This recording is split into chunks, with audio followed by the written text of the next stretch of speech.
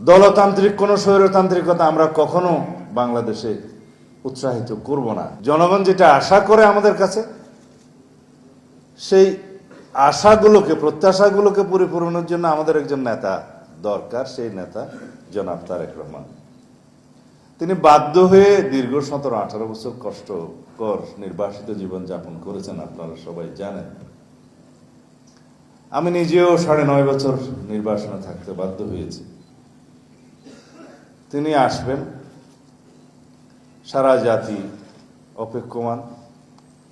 তার এই প্রত্যাবর্তনকে আমরা গণতন্ত্রকে শক্তিশালী করার জন্য কাজে লাগাতে চাই। ব্যক্তিকে শক্তিশালী করার কোনো উদ্দেশ্য আমাদের এখানে নেই। নেতৃত্ব অবশ্যই থাকবে, কিন্তু ব্যক্তিতান্ত্রিক, দলতান্ত্রিক কোন স্বৈরতান্ত্রিকতা আমরা কখনো বাংলাদেশে উৎসাহিত করব না, এলাও করব না। এটা আমাদের প্রত্যাশা। সেই প্রত্যাশা এবং এই অঙ্গীকার পূরণের জন্য আমরা আপনাদের ভূমিকাকে দয়া করে কামনা করছি, যেন জাতির ভবিষ্যৎকে লক্ষ্য রেখে জাতি বিনির্মাণের জন্য সেটা আপনারা করবেন। আশা করি